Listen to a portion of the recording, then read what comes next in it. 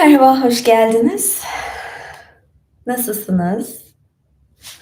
Bugün de bir canlı yayında daha karşınızdayım. Spor yapınca nasıl da daha böyle motivasyonum güzel oluyor. Kendimi harika hissediyorum. Umarım siz de iyisiniz.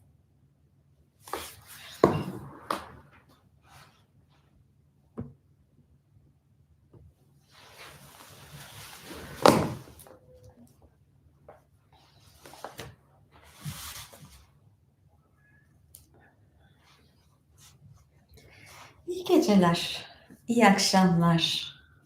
Hoş geldiniz.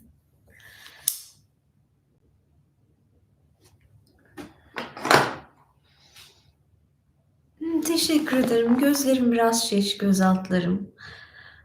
Ama fena değil. Ay bir de, bugün bir postal giymiştim. Çok ince çorapla giydim. Biraz maalesef ayağımı vurdu. Buram acıyor. Biraz buram acıyor. Böyle maske yaptım, bakım yaptım ama yani birazcık böyle, acı var. Ya, şöyle diyeyim, bu çorap da yeni füme çoraplarım. Geçenlerde ben bunlarla ilgili 2 tane çorapla ilgili prova yapmıştım ve çorapları puanlıyorum. Size bir shorts'la gösteririm de. Böyle video çekmiştim ama bu videoları sadece üyelerim görebiliyor. Böyle de bir gerçek var. Işığı ben birazcık şey yapacağım. Bu ışık çok fazla böyle geliyor. Bu sıkıntı yapar. Çünkü benim dışında bir yere odak yapıyor. Evet, şimdi böyle daha iyi. Evet. Ay, nasılsınız?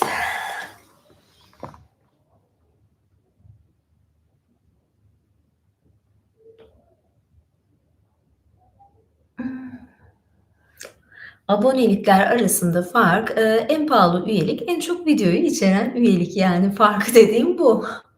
Yani kıdemli savaşçıda zaten şey var, yani haftada bir canlı yayın var, diğerinde ayda bir canlı yayın var savaşçılarda. İmparatorlarda haftada 2 canlı yayın var ve arada videolar var ve sürprizler var.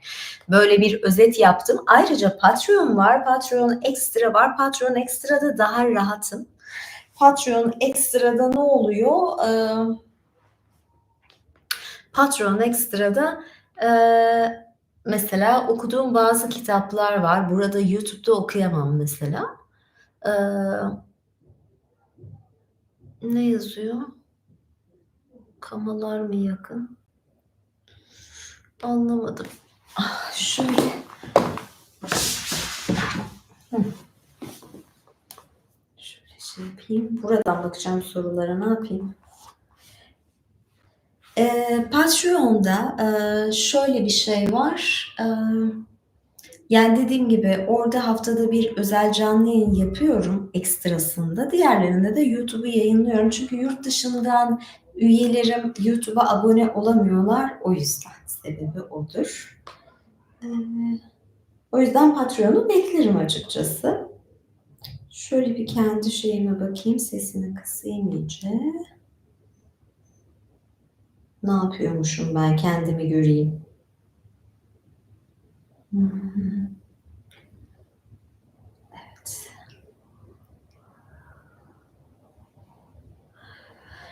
Bugün size İbrani mitlerinden okuma yapacağım. Şöyle biraz soru var mı?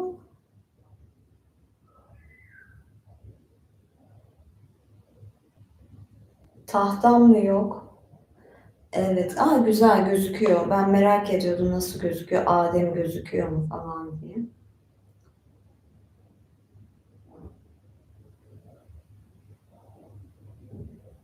Evet. İbrani mitleri. Hıh. Tamam, ben en iyisi başlayayım. Kedi masalının seslendirmesini yaptım hem de, ASMR olarak yaptım. Ama ona bir, klip çekmem lazım. Ona da bir çizimle klip çekeceğim. Bir yandan çizim yapacağım, bir yandan o ses dönecek, sonra bir şey anlatacağım. Ya, böyle bayağı işi var. Tüm prodüksiyonu ben yapıyorum. Yani ben de az buz iş yapmıyorum düşünürseniz. Çünkü ya bugün spor yaptım 1,5 saat. Geldim, alışveriş yaptım, yemek yaptım 2 çeşit. Ondan sonra onları yıkadım, kaldırdım. Kendim hazırlandığım ojelerimi falan sürdüm. Kıyafetimi, makyajımı falan hepsi ve yayına geçtim. Yani şey oluyor, bazen yani geçen gün güzel resim yapmıştım. Yani hepsini birine hepsi bir bazen beni dağıtıyor. Saçımı kestirsem mi acaba ya? Şu saç ne bileyim şey yapmaya başladı beni. Bir yandan seviyorum. Evet, başlayalım en iyisi biz, değil mi?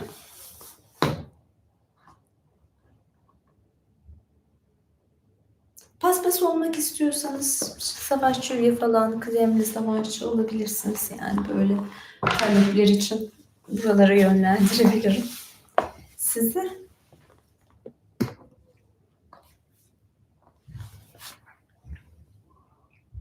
Sohbet yayınları. Şimdi zaten sohbet gibi yapacağım biraz.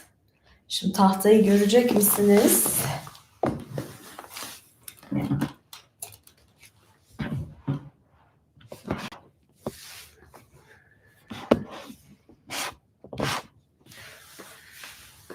Biraz da tahtayı yakına çekeyim. Bir tık aşağıya mı alsam sizleri acaba? Bir dakika.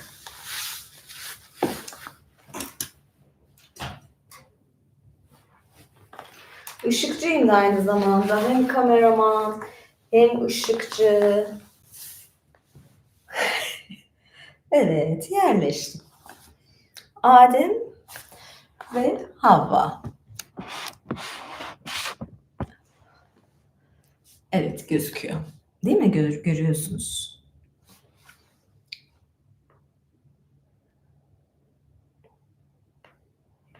Şimdi bu çizelge çok önemli. İlk başlangıcı yapayım ben size. Buradan bakarak yazacağım. Böyle tam öğretmen edasıyla yazmak istiyordum açıkçası. Nerede benim sayfalar? Şimdi. Bir de mesela biz başka tür biliyoruz. Burada farklı tür diyor. Şimdi Adem ve Havva'nın çocukları kimlerdir? Habil ile Kabil var ya, ona ne diyor? Kayın diyor. Umarım sığdırabilirim ben bu çizelgeyi. Şurada Habil var. Tabii bu ölüyor, öldürülüyor, cinayete kurban gidiyor. İlk cinayet Habil Kabil.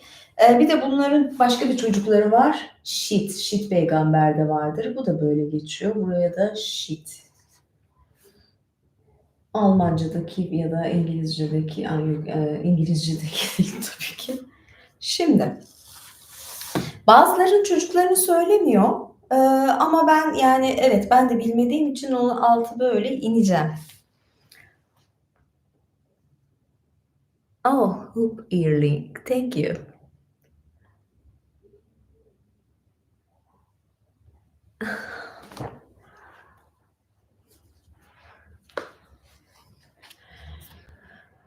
Evet, şimdi Kabil'in ya da Kain'in çocuğu Hanok. Enok peygamber de denir ya. Benim kötü yazım. Görüyor musunuz? Tahtayı yanaştırayım mı? Ay, gerçekten yazım çok kötü. Zeki insanların yazısı kötü olurmuş ama zaten. Ya da birazdan yanaştırırım. Yazıları yazayım da.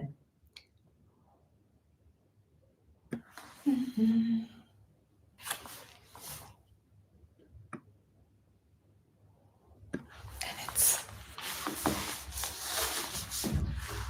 Bu parıltı da ne? Şimdi. Sonra İrat. Sonra Mehuya.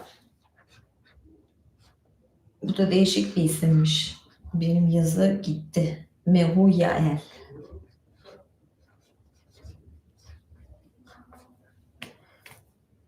Metuşael. Ne değişik isimler. Metuşael. İlk defa ben de mesela bazılarını istedim. Sonra Lame. Bu İbrani alfabesinde de vardı bu lame, L harfi gibi. Şunlar da çok ilginç.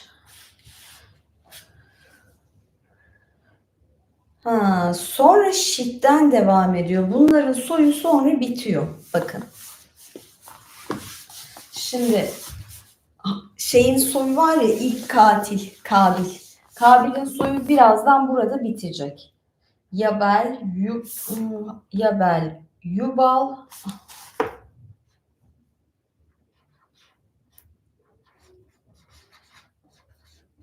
Yabel,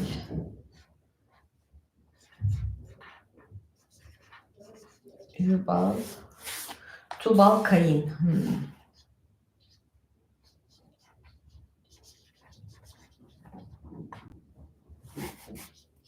Ben burayı sileceğim şimdi birazdan. Yani bunlar Kabil'in çocukları.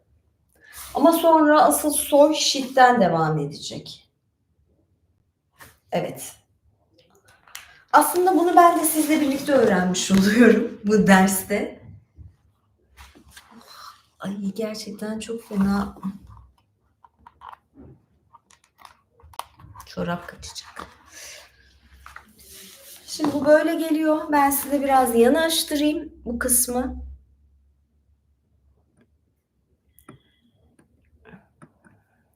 Sonra ne olacak? Şitten devam edecek. Hanok yerine aslında şey diyor, Şit'in oğlu Enoş. Yani Enok burada, Enoş. Sonra Enoş'tan sonra Kenan, Kenanlılar. Meşhurlar asıl burada ya. Kenan. Sonra ne var? Mahalahel.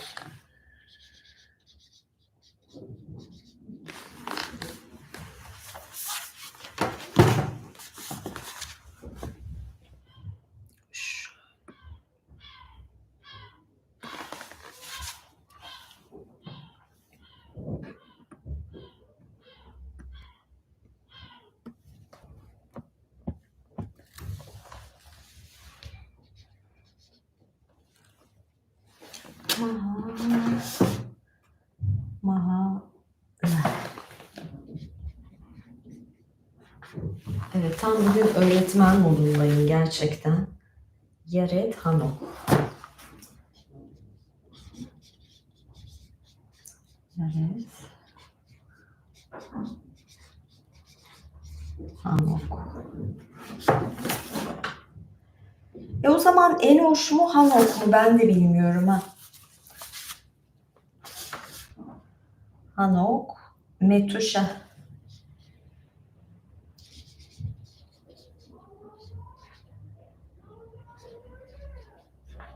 Gerçekten üst alt katta da bu arada komşular çok gürültücü.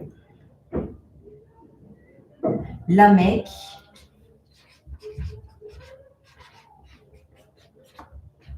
Nuh. Biz Nuh'a gelelim. Çünkü Nuh'dan sonra asıl ilginçlik ve devam kısmı. Ay benim tüm etraf gözüküyor ya. Tüm kalabalığı. Şimdi bu tabloyu anladıysanız şey yapacağım, sileceğim bu kısmı. Lamek ve Nuh'tan devam edeceğim. Asıl önemli kısmı orada. Şimdi sonra da biraz size bir şeyler okuyacağım. Oradan onu bahsedeceğim. İşte okuyacağım kısımda da bunlardan bahsediyorum. Şimdi siliyorum bu kısmı. Tamam. Şöyle. Keşke mesela bir öğrencim olsa, hadi tahtayı sil evladım falan desem. Şöyle ben dinlenirken. Evet, neyse silindi, bir de silinmezse kolonya bulmam gerekecek. Bu tahtayı böyle ders vermek için aldım yani. Yayından sonra da Kamasutra dersleri olacak. Daha doğrusu o şeyde İmparator yayınlarında imparatorlara Kamasutra dersleri yapacağım. Sözlüğe falan çıkarıyorum arada. Evet, devam edelim. Altta şey çalıyor. Umarım ses gelmiyordur. Roman havası falan çalıyor alt komşu. Çok kötü. Çok fena. Yani. Şimdi Lamek'ten devam edeyim.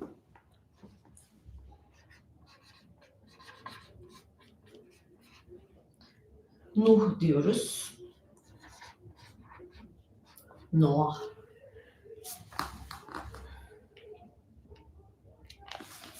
Ses geliyor mu?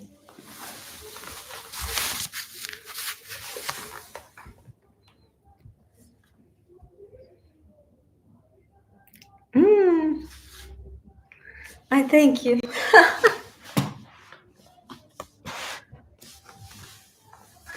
Ya gerçekten çok kötü o durum.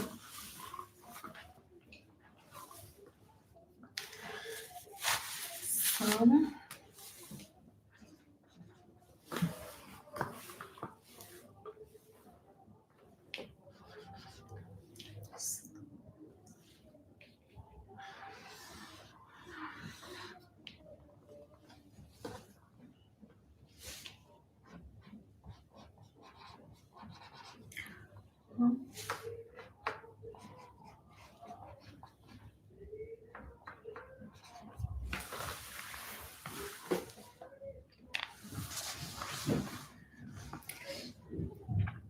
evet. Şimdi soy Samilerden devam ediyor. Samiler, Samiler. Evet.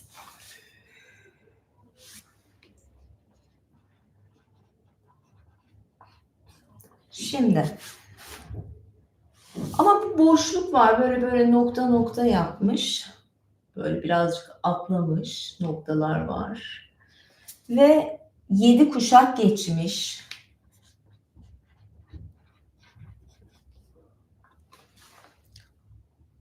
Ve Terah'a gelmiş. Terah. Şöyle bir şey söyleyeyim. Şimdi tüm bu soylar aslında tüm dinlerde var. Yani sonuçta İsa da yani bu İbrani soyundan bunlardan geliyor. Şeyler de ilgisi var sonuçta bu. E, Müslümanlıkla da ilgisi var. Yani bu soylar değişmiyor. O yüzden ben bunu anlatıyorum, yazıyorum. Ben de aslında görmüş oldum. Böyle bir şeyi görmek bana da iyi geldi açıkçası. Hello. Şimdi devam edelim.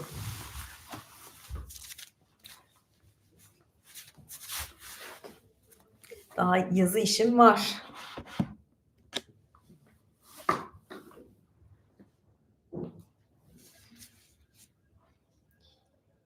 İbrahim, Nahor, Milka, Haran. Evet. Şimdi burayı büyükçe yazı yapayım. Burada İbrahim var.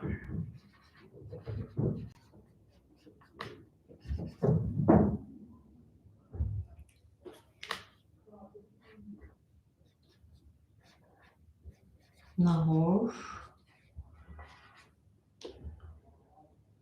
Milka. Şey gibi çikolata var. Hakan. Hakan diye bilmiyordum mesela.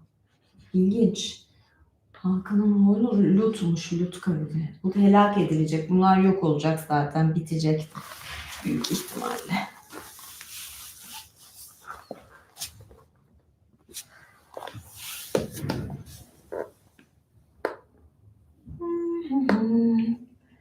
Hacer ve Saray. İbrahim'in karısından giriyor. Olay karısı. Hacer. Sığabilecek mi şöyle?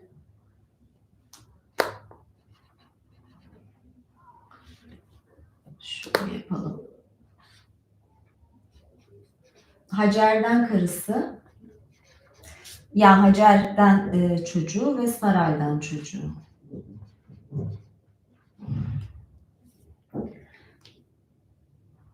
İsmail, Hacer'den İsmail doğuyor. Bu Müslümanları oluşturuyor. Evet, şimdi daha rahat yazabileceğim. İsmail doğuyor. Bunlar Müslümanlar.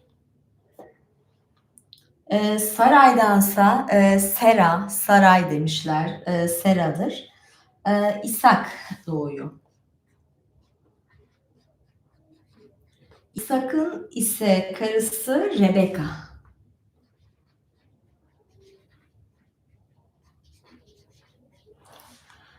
Sonra İshak ve Rebeka'nın asıl önemli olan işte şimdi buralar karışık. Buralar çok önemli. Bakın şimdi.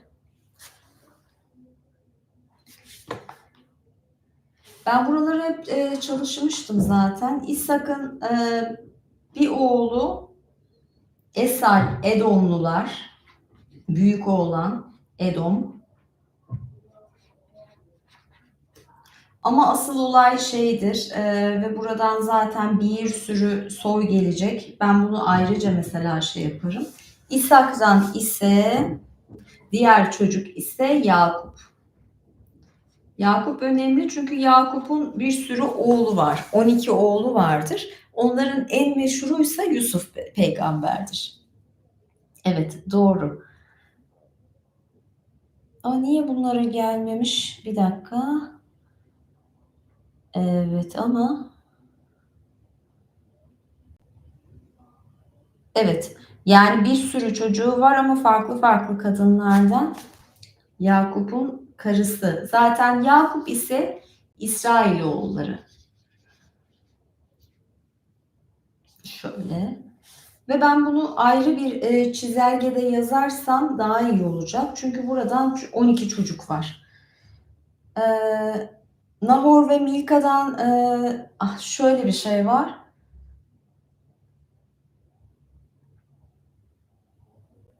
Ne oluyor? Evet. Nahor ya da Milka bunun çocuğu Bethuel. Ay çok karışık kişiler gerçekten.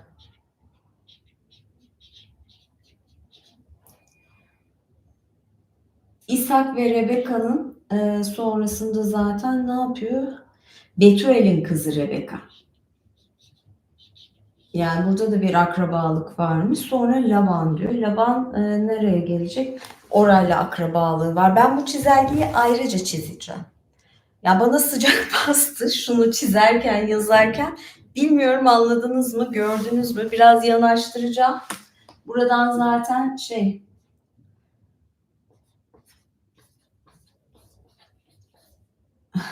şöyle 3 ayrı kadından soy bu taraftan da devam ediyor ama burada zaten Lut'un soyu bitiyor.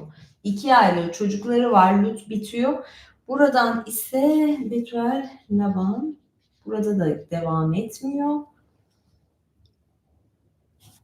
Yani İshak ve Rebeka şöyle yanaştırayım ve göstereyim size. Ya bunları her zaman her yerde şey yapamazsınız. Yani dediğim gibi Nuh'un soyundan devam ediyor. İsrailoğulları ta Yakup'ta geliyor. İbrahim'in dediğim gibi 2 tane kadın var. Bir tanesi Hacer, Sera aslında kısır. Sonradan çocuğu oluyor. İlk Hacer'den oluyor. Böyle bir durum var. Sonraysa Sera'dan oluyor. İshak, sonra Yakup, sonra Yusuf ve devam ediyor. Şimdi ben size bunlarla ilgili genel bir bilgi okuyacağım. Birkaç tane böyle altını çizdiğim kısımlar var. Ben önce bunu bir tanıtayım istedim, göstereyim istedim. Çünkü bu önemli yani bunlar. Yani bence herkesin bilmesi gerekir diye düşünüyorum. Evet, şimdi ve ben bu soy kısmı ile ilgili biraz size okuma yapacağım. Kadın erkek tanrılar, tanrıçalar bunlarla ilgili. Ay biraz da bu bacağımı şey yapayım ya. Ayağımı. Tekvin kitabı. Tekvin kitabı eski tanrı ve tanrıçaların erkek, kadın, melek, canavar ya da şeytan, iblis kılığında anlatıldığı birçok söylence içinde barındırır. Tekvinde Adem'in eşi olarak tanımlanan Havva, tarihçiler tarafından Hitit fırtına tanrısının eşi olan ve bir aslanın sırtına çıplak halde binen, aynı şekilde Yunanlar arasında da Herakles'in eşi Hebe olarak bilinen tanrıça Heba ile özdeşleştirilir.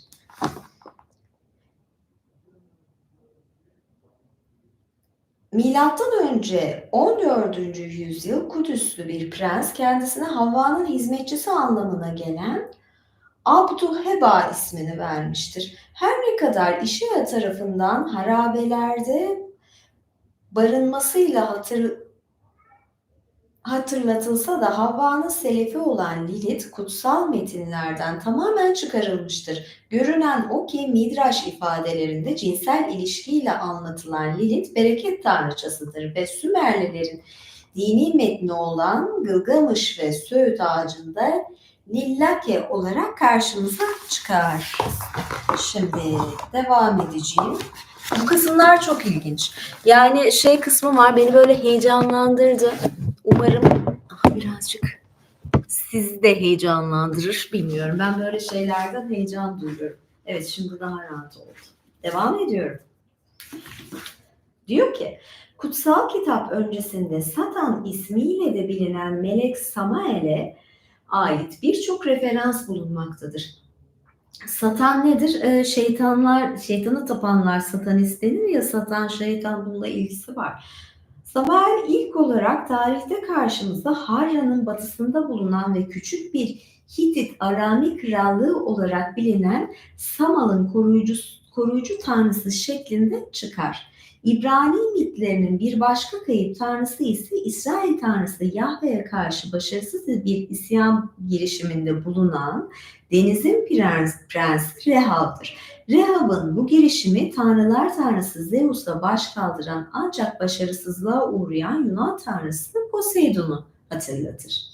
İşea'ya göre Yahve Rahav'ı bir kılıçla öldürmüştür. Ekron'da kendisine Zebul ya da Baal Zebub olarak ibadet eden bir Ugarit tanrısı Kral Ahazya tarafından hakarete uğramış ve bu olaydan yüzyıllar sonra İsa'yı şeytanların prensi olan bu tanrıyla ilişkide bulunmakta suçlamışlardır. Bakar mısınız nereden nereye? Evet, devam ediyorum. Belli yerleri çizdim. O kısmı şey yapacağım dedim ya, bu sefer çok güzel hazırlandım. Her biri dostluk ve düşmanlık arasında gidip gelen farklı şehir devletlerden türedikleri için Yunan mitolojisinde tanrı ve tanrıçaları kayırdıkları kahramanların ilgisini çekmek veya şaşırtmak adına gülünç ve dramatik rollere girebiliyorlardı. Buna karşın Yahudiler arasında Kuzey Krallığı Asurlular tarafından bir keresinde yerle bir edildikten sonra mitler tek tanrıcı bir yapıya bürünmüş ve neredeyse sadece Kudüs merkezi alınmış. Yani burada mesela tek tanrıcılık var. Yunanlarda her şehir devletinin bir tanrısı var. Yani her şehrin tanrısı ve ona göre yani şey gibi. Burada durum daha farklı.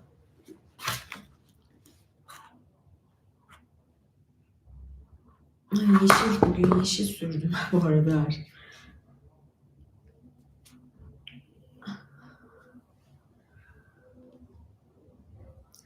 Şöyle diyor, Yakup'un 12 oğlu bir zamanlar bağımsız birer kabileyken İsrail Federasyonu'nu oluşturmak için bir araya gelmişlerdir. Her ne kadar bir Arami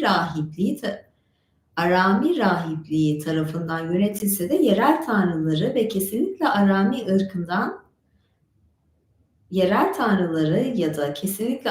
ırkından gelmiyordu. Bir dakika. Tanrılar ırksal değil diyor. Tamam. Cümle biraz düşük de.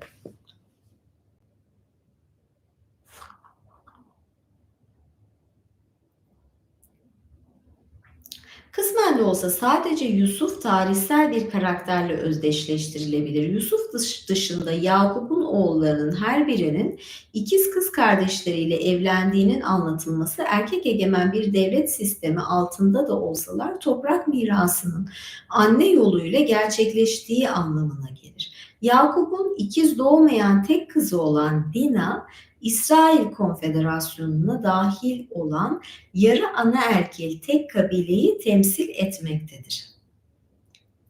Onun tekvinde anlatıldığı haliyle Şekem'in tecavüzüne uğradığı konu alan hikayede bu olayın hemen akabinde Şimeon'la yaptığı evliliği anlatan Midraş ifadesi kişisel bir anlayıştan ziyade politik bir fenomen olarak okunmalı ve yorumlanmalıdır. Araplar arasında hala süregelen annenin oğullarına isim verme hakkı ve anaerkil evlilik gibi fenomenler tekvinde yer alan eski çağlardaki anaerkil yaşam biçimini gösteren ayrıntılardır. Bundan dolayı erkek anne ve babasını terk ederek eşine sadık kalacaktır. Yani böyle bir gelenek var. Ondan sonra bir kısım daha okuyacaktım. Evet, yine Adem ve Havva ile ilgili. Ya şöyle bir ilginç durum var. Şunu anlatayım, ben hani şey olarak anlatacağım bunu size. Şimdi eskiden anaerkilliği şununla da çıkarmış olabilirler.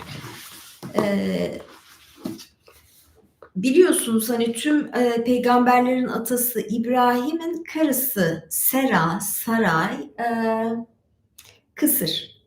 Çocuğu olmuyor ve ne yapıyorlar? Hizmetçileri Hacer'den çocuğu oluyor İsmail. Sonra ama bir mucize eseri bir yaştan sonra hamile kalıyor Sera ve İshak'ı doğuruyor. İshak'tan sonra da zaten Yakup İsraillerin soyunu oluşturuyor.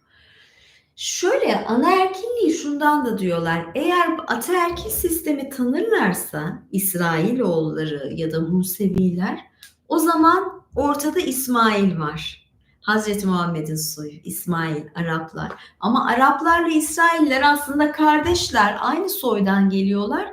Sadece anne farklı. Diyorlar ki soy anneden geçer. Asıl olan annedir. Anne olunca Sera'yı yapıyorlar. Savunuyorlar, bir tutuyorlar. Yani kendilerini aslında ayrıştırma sebebi bu anaerkillik. Eğer ataerkil olsalar, soy babadan geçer derseler, şöyle bir şey de var. Diyor ki yani anne doğurduğu çocuğunu kesinlikle bilir. Yani çünkü anne etinden, kanından çocuk doğuruyor. Kesinlikle onun çocuğu. Ama bir baba için asla siz babanın çocuğunu, yani hani o kesinlikle bu babanın çocuğu diyemezsiniz. Ya tamam, biliniyordur, kesindir ama yani anne tamamen fiziksel kanıtı içinde.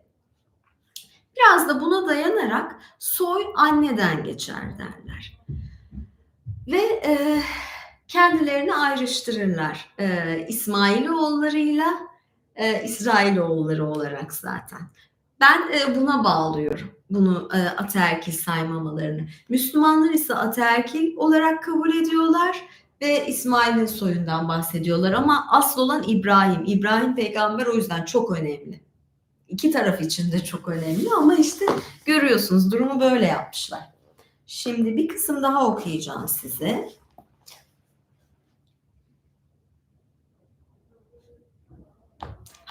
Bu kısım da çok önemli. Nasıl ataerkil düzene nasıl geçiliyor, bununla ilgili bir şey okuyacağım. Yunan mitolojisinin ana temalarından biri kadınların aşamalı olarak kutsal varlıklarından menkul eşyaları indirgenmesi şeklindeydi. Aynı şekilde Yahve de Havva'yı, Eve'i, insanlığı cennetten düşüşüne neden olmakla cezalandırmış ve Havva'nın esas tanrısallığının, Havva'nın yaşayan her şeyin annesi ünvanı tekvinde de Havva'nın esas tanrısallığının, yani ve diyor, yaşayan her şeyin annesi ünvanı varmış Havva'da. Tekvinde hala bulunmaktadır bu. Gizlenmesi için mitologlar onu Adem'in kaburgasından yaratılışıyla benimsemişler, betimlemişlerdir. Yani şöyle bir şey diyor. Yani belki de zaten en baştan belliydi. Her şeyin annesi Havva deniyordu ve çok kutsaldı. Sonra ne oluyor? Şu hikaye çıktı. Onu kaburga kemiğinden yarattı falan şeklinde küçümsemeci bir anlayış gelmiş oluyor. Zaten Yunan'da kadınlar çok değersiz. Acayip değersiz yani. Gerçekten sadece çocuk doğursun diye eee, kullanılıyor. Görüldüğü kadarıyla söz konusu söylence hem kaburga hem de tökezleme, sendeleme anlamına gelen "tsela" kelimesine dayandırılmıştır. Buna karşın takip eden çağlardaki mitologlar ise Adem'in kuyruk sokumundan Havva'nın yaratıldığını ısrarla savunmuşlardır. Aynı şekilde Yunanlar da Hesiod tarafından aktarılan bir Titan'ın ahmak karısının yaşlılık, hastalık ve ahlaksızlığın kapalı tutulduğu kutuyu, yani Pandora'nın kutusunu pervasızca açışını konu alan Fable'dan etkilenerek insanların başına gelen birçok kötü şeyden kadınları sorumlu tutmuşlardır. Pandora'nın bütün hediyeler bir zamanlar Pandora'nın bütün hediyelerinin bir zamanlar Beatrix'in ünvanlarından biri olduğu da göz ardı edilmemelidir. Yani şöyle bir şey, şimdi burada başka devam eden kısımlar da var. Benim yani bugün okumayı seçtiğim kısımlar bunlardı. Yani biraz ataerkil düzen, anaerkil düzen, çünkü benim en büyük ilgi alanım, sanatımda da ilgi alanım bu konulardır. Yani hani şeydir, nedir? İşte bahsettiğim gibi neden ataerkil sayılıyor hala her şey? İşte ay bu ışıklar, ring light'lar gözüküyor ya. Biraz yanaştırayım sizi yanıma. Ha, gelin bakalım. Evet. Yani bu ataerkillik, anaerkillik sebebi nedir? Nereden geliyor? Nasıl değişmiş kültür? Sonra insanları nasıl, yani diyorum ya, yani resmen bazen kandırıyorlar ya da her şey işine geldiği gibi yapılıyor yani. Böyle bir durum var. Bu sebeple bunları anlattım. Ben bu soy hikayelerini de çok severim. Devam edeceğim. Aslında ben Tora'yı okumuştum, yani tüm Tevrat'ı okumuştum. Böyle bayağı masal gibi, öyle sürükleyici ki böyle bayağı kaptırmıştım. İşte bundan hikayeler okuyacağım dediğim gibi. Yani sonuçta Kur'an'da da var, Hristiyanlıkta da var. Yani tüm dinlerin ana kısmında bunlar var, bu hikayeler. İşte böyle, umarım sizin ilginizi çekmiştir. Ben çok çok keyif aldım. Umarım siz de keyif aldınız. Evet, biraz sohbet. Bilmem,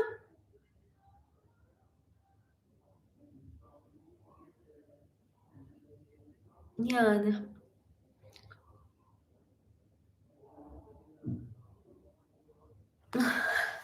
İşte böyle biraz yorumlara bakayım dedim. Şimdi ben birazdan kıdemli savaşçılara bir canlı yayın yapacağım. Ondan sonra da imparatorlara canlı yayın yapacağım.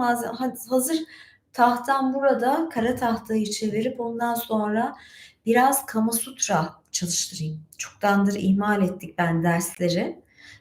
Kama Sutra derslerine devam edelim. Kama zevk demek, Sutra ise bunun bilgisi demek. Yani gayet bilimsel bir kitaptır. İmparatorları arada böyle şeyler okuyorum. Görüşmek üzere. Hoşça kalın. İyi geceler. Güzel hafta sonları. Görüşmek üzere. Bay bay.